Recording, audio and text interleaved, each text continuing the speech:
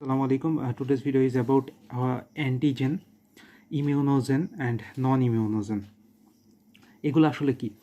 মানে প্রথম কথা যদি আমরা অ্যান্টিজেন সম্পর্কে জানতে চাই, হোয়াট ইজ অ্যান্টিজেন? অ্যান্টিজেন হচ্ছে কিছু মলিকুলস, যে কোনো মলিকুলস হতে পারে, যারা বি সেল রিসিপ্টর অর্থাৎ বি সেলের সারফেসে যে আইজিএম অথবা আইজিডি রিসেপ্টর থাকে এই রিসেপ্টরের সাথে বাইন্ড করবে, অথবা টি সেল রিসেপ্টরের সাথে এমএইচসি টু মলিকুলসের সাথে কমপ্লেক্স ফর্মেশন করার মাধ্যমে, অথবা এমএইচসি ওয়ান মলিকুলসের সাথে, অর্থাৎ এভারেজ যদি আমরা বলি যে টি সেল রিসেপ্টরের সাথে এমএইচসি মলিকুলস এর সাথে কমপ্লেক্স ফর্মেশন করার মাধ্যমে যারা বাইন্ড করবে তারাই হচ্ছে অ্যান্টিজেন। তাহলে অ্যান্টিজেন হচ্ছে তারাই যারা লিম্ফোসাইট বি এবং টি লিম্ফোসাইটের সাথে বাইন্ড করার ক্যাপাবিলিটি রাখে। তাহলে খুবই বেসিক কনসেপ্ট যে অ্যান্টিজেনকে তাদেরই বলবো যে তারা হচ্ছে কারা হবে, যারা বি সেল এবং টি সেল এদের সাথে বাইন্ড করবে, ঠিক আছে, বাইন্ড করার ক্যাপাবিলিটি রাখবে, তারাই হচ্ছে অ্যান্টিজেন। ওকে, so antigen, immunogen, non immunogen এগুলো খুবই কনফিউজিং টার্ম। এইগুলোকে জানার জন্য আমরা জাস্ট একটা ম্যাথমেটিক্যাল ইকুয়েশন মনে রাখবো যে antigen is equal to immunogen অথবা নন ইমিউনোজেন। অর্থাৎ ইমিউনোজেনও অ্যান্টিজেন হতে পারে এবং নন ইমিউনোজেনও অ্যান্টিজেন হতে পারে। তাহলে antigen is equal to immunogen অথবা নন ইমিউনোজেন। এটা আসলে কি বোঝাচ্ছে এটা আমরা বোঝার চেষ্টা করি। আসুন, ইমিউনোজেন এটা মানে কি? ইমিউন, আর জেন মানে জেনেসিস, অর্থাৎ ইমিউন জেনেসিস, অর্থাৎ আমাদের যে ইমিউন রেসপন্স আছে, তাহলে ইমিউনোজেন কী করে? ওইটাকে জেনেসিস বা প্রোডাকশন করে। সো ইনডিউস ইমিউন রেসপন্স, এটাকে আমরা বলবো ইমিউনোজেন। তাহলে নন ইমিউনোজেন মানে নো ইমিউন রেসপন্স, অর্থাৎ এরা কোনো ইমিউন রেসপন্স তৈরি করে না। এখন ইমিউন রেসপন্সটা হচ্ছে কি? আমাদের জানি আমাদের মেইন ইমিউন রেসপন্স, হ্যাঁ, অ্যাডাপটিভ ইমিউনিটিটা, এটা হচ্ছে B and T cell mediated immune response. B cell mediated মানে অ্যান্টিবডি মেডিয়েটেড, আর টি সেল মেডিয়েটেড মানে আমরা কি যে সেল মেডিয়েটেড, ঠিক আছে, সাইটোটক্সিক টি সেল মেডিয়েটেড, হ্যাঁ, আর বি সেল মেডিয়েটেড মানে প্লাজমা বি সেল বা antibody mediated. So this is the main thing, অর্থাৎ এরা ইমিউন জেনেসিস অর্থাৎ ইমিউন রেসপন্স জেনেসিস করবে বা তৈরি করবে, এটা তৈরি করবে না। তাহলে যারা তৈরি করবে তারাও অ্যান্টিজেন এবং যারা তৈরি করে না তারাও অ্যান্টিজেন। তাহলে অ্যান্টিজেন ইজিক্যাল টু ইমিউনোজেন অথবা নন ইমিউনোজেন, যে কোনো একটা হতে পারে। তবে মোস্ট অফ দ্য ক্ষেত্রে দেখা যায় যে যারা ইমিউনোজেন হচ্ছে, অর্থাৎ যারা রেসপন্স তৈরি করে তারাই হচ্ছে অ্যান্টিজেন। এজন্য আমরা ইমিউনোজেন কথাটা না বলে সরাসরি অ্যান্টিজেন কথাটা বলি, কারণ আমাদের মোস্ট অফ দ্য অ্যান্টিজেনই হচ্ছে ইমিউনোজেন, অর্থাৎ ইমিউন রেসপন্স তৈরি করে।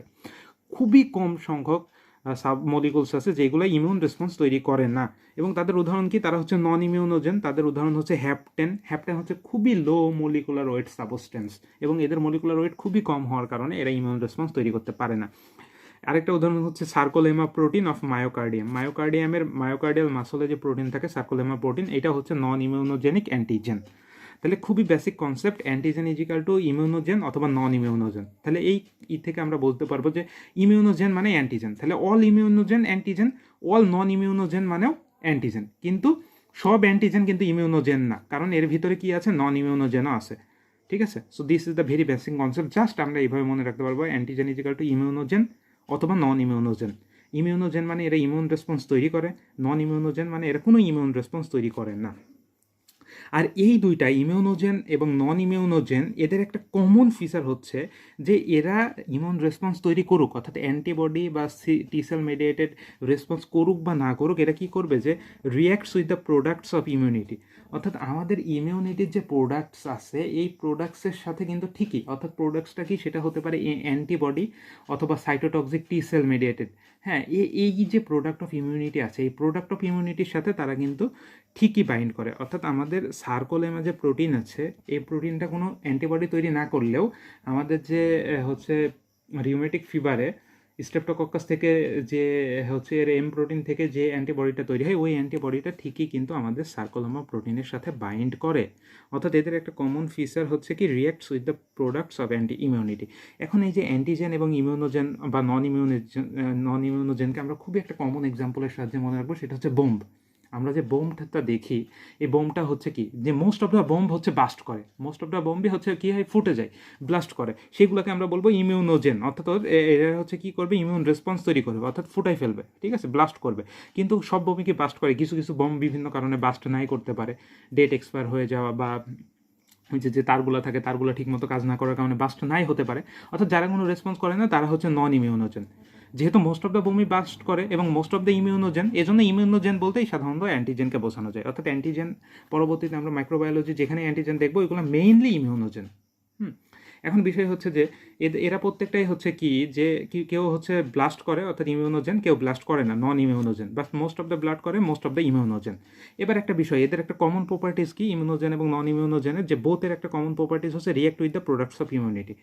অর্থাৎ reacts of the product of immunity এটাকে আমরা তুলনা করবো যে জেল খাটার সাথে। অর্থাৎ কারোর বোম, যদি কারোর কাছে বোম থাকে যে সেটা ব্লাস্ট করুক বা ব্লাস্ট না করুক, পুলিশ যদি দেখতে পায় তাদেরকে অবশ্যই গ্রেপ্তার করবে। সো অ্যান্টিবডি তো হচ্ছে আমাদের প্রোটেকশন দেয় সেম, যে অর্থাৎ এখানে অ্যান্টিবডি ও তৈরি করুক আর না করুক ওকে অবশ্যই ওর সাথে অ্যাটাক করবে, রিয়াক্ট করবে সেম।